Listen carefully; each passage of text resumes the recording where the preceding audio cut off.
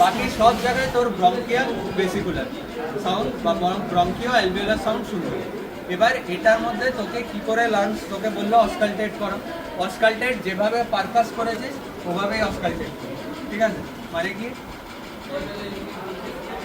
শ্বাস নেওয়ার কমান্ডটা যাতে থাকে, শ্বাস নিচ্ছে না তুই এভাবে এভাবে চলে গেলি হবে না, শ্বাস নাও।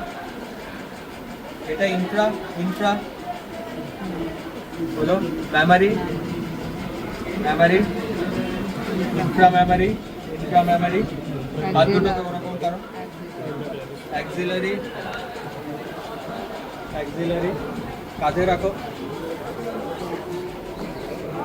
এটা কি apical apical apical suprascapular suprascapular inter inter infra infra, বোঝা গেছে? এটার মধ্যে ফিশবোন প্যাটার্নের ইয়ে নেই, যেটা আছে এপিক্যালটা কখনো মিস করবি না, রেখে দাও নর্মাল।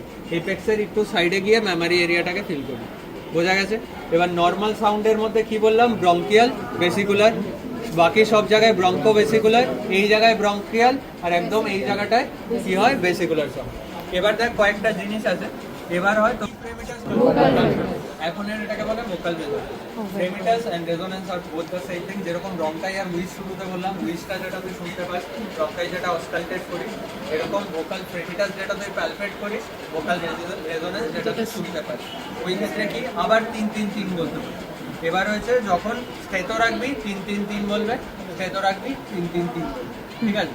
ভোকাল প্রেমিটাসে যা ফাইন্ডিং ছিল ভোকাল রেজোনেন্সে সবসময় সেম ফাইন্ডিং। তাহলে এবার আমায় বল নর্মাল লাংসে vocal fremitus normal, vocal resonance normal. But সিওপিডিতে ভোকাল প্রেমিটাস কি ছিল? ডিক্রিজ। ভোকাল রেজোনেন্স কি হবে? ডিক্রিজ।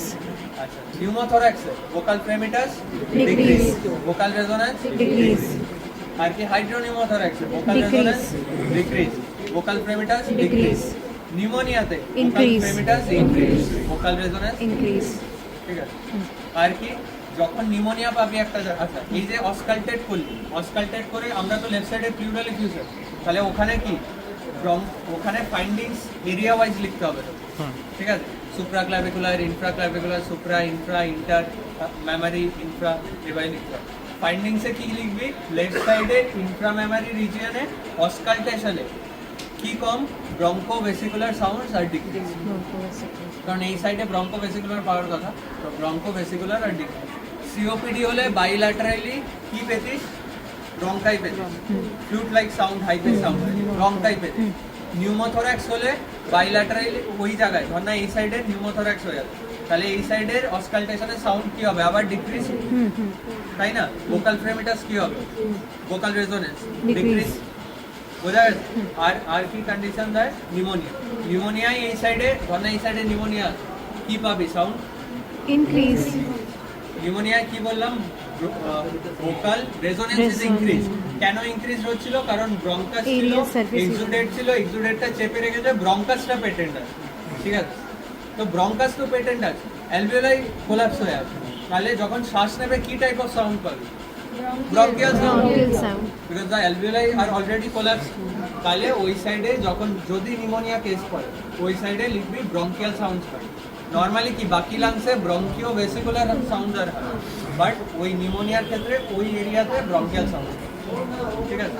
বাকি সব ক্ষেত্রে ব্রঙ্কো ভেসিকুলার সাউন্ড ডিক্রিজ, শুধু নিউমোনিয়াতে ব্রঙ্কিয়াল সাউন্ড, নিউমোনিয়াতে ভোকাল প্রেমিটাস ইনক্রিজ, নিউমোনিয়াতে ভোকাল রেজোনেন্স, বোঝা গেছে? আর ব্রেথ সাউন্ড, ভোকাল রেজোনেন্ট আর আদার সাউন্ডগুলো তোরা একবার দেখে নিবি। ওই যে ব্রঙ্কোফোনি, ব্রঙ্কোফোনি কাকে বলে? স্টেতো, তিনটেই নিউমোনিয়াতে পাওয়া যায়, ব্রঙ্কোফোনি, হুইসপারিং পেক্টোরালিটি আর একটা নিগোফোনি। ব্রঙ্কোফোনি হয়েছে তুই স্টেতো বসিয়ে পেশেন্টকে 3-3-3 বলতে বললে মনে হবে যেমন ইয়ারপিস থেকে সাউন্ড আসে। হুইসপারিং পেক্টোরালিটি হয়েছে যদি আস্তে আস্তে কথা বলে, ফিসফিস করে 3-3-3 বলে, তাও মনে হবে তোর কানে কথা বলছে। আরেকটা কি হুইসপারিং পেক্টোরালিটি, 3-3-3 বলতে বললে হালকা ফিসফিস করে 3-3-3 বলবে, আবার তোর মনে হবে স্টেটো দিয়ে আসছে। ইগোফোনি হয়েছে 3-3-3 বললে ওটা নেজাল ইন্টোনেশন আছে, ঠিক আছে? তিনটেই নিউমোনিয়াতে পাওয়া যায়। আরেকটা কোথায় পাওয়া যেতে পারে? প্লিউরাল ইফিউশনের আপার বর্ডার, কারণ ব্যাপারটা অনেকটা নিউমোনিয়ার মতোই, অ্যালভিওলাই কোলাপস হয়ে আছে, ব্রঙ্কাসটা পেটে, ঠিক আছে। এখানে রেসপিরেটরি সিস্টেম শেষ, চারটেই। তো এই ক্ষেত্রে আমায় একবার জাস্ট ফাইন্ডিংসগুলো বলে দে তোরা, আর কিছু বলতে পারে। ইন্সপেকশনে কি পাবি? শেপ নর্মাল থাকবে, এপিক্যাল ইম্পালস লিখবি না, জাস্ট ইম্পালস লিখবি। রেসপিরেটরি ওগুলো ছাড়। ফুলনেস বল, ফুলনেস কি পাবি? লেফট সাইডে ফুলনেস, লেফট সাইডে ফুলনেস বল, ঠিক আছে। কোন এরিয়া ওটা বলবি, মেমরি না ইনফ্রা মেমরি, এই জিনিসটা কমেন্ট করবি। তারপর কি নিপল লেভেল এই সাইডে ডিক্রিজ। অ্যাক্সেসরি মাসলস থাকতে পারে, যদি পেশেন্টের অলরেডি সিওপিডি থাকে বা ধরনার ডিস্ট্রেস আছে, অ্যাক্সেসরি মাসলস থাকতে পারে, ঠিক আছে। স্কিন ধরনা ওর ট্যাপ হয়েছে, তাহলে স্কিনে ওই মার্কটা বলতে হবে, ট্যাপিং এর মার্কটা বলতে হবে। ব্যাক অবশ্যই দেখবি ওভাবে। টেম্পারেচার, টেন্ডারনেস ছাড়। মুভমেন্ট কি হবে ওই সাইডে? Decrease. Position of trachea shifted towards the right. Apex to the right, মানে কি ওটা 0.5 থেকে 1 ইঞ্চ 1 inch. বলো। ভোকাল প্রেমিটাস কি হবে ইনফিউশনে? Diffusion decrease. decrease. এরিয়া বলবি হবে, এই এরিয়াতে মেমরি বা ইনফ্রামেমরি এরিয়াতে ডিক্রিজ হলো। তারপর কি পারকাশন, কনভেনশনাল পারকাশনে এখানে কি পাবে? Stony dull. বাকিগুলো ছাড়, কিছু করতে হবে না। ব্রেথ সাউন্ড কি হবে? Decrease. ভোকাল রেজোনেন্স কি হবে? Decrease. এবার দেখ, এবার যেটা তোদের করতে হবে, এটা হয়েছে প্লিউরাল ইফিউশন পেলি।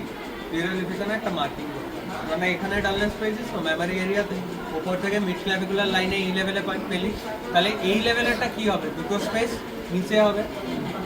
তোরা অ্যানাটমিতে পড়েছিলিস না, প্লিউরাটা কোথায় থাকে? প্লিউরা এখানে 12তে থাকে, স্ক্যাপুলার লাইনে 12তে থাকে, অ্যাক্সিলারিতে 10-এ থাকে, মিড ক্লাভিকুলারে 8-এ, আর লাংস দুটো স্পেস উপরে, পেছনে 10-এ থাকে, এখানে 8-এ থাকে, এখানে 6-এ থাকে।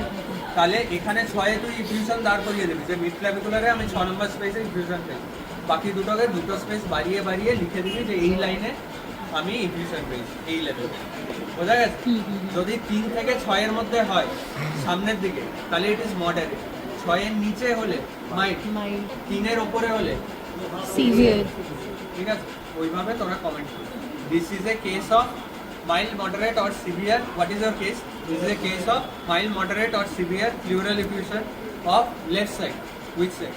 ঠিক আছে। In a diabetic hypertensive patient, ঠিক আছে, probably due to tubercular etiology, most common etiology in our country, ঠিক আছে। একটা কমপ্লিকেশন বলতে হয়, currently not in respiratory distress. বুঝতে পেরেছিস? এটা তোর কমপ্লিট হবে, ঠিক আছে। আর তোরা কি লিম্ফ নোড দেখতে চাস? ওই পেশেন্টটাকে কমফর্টেবল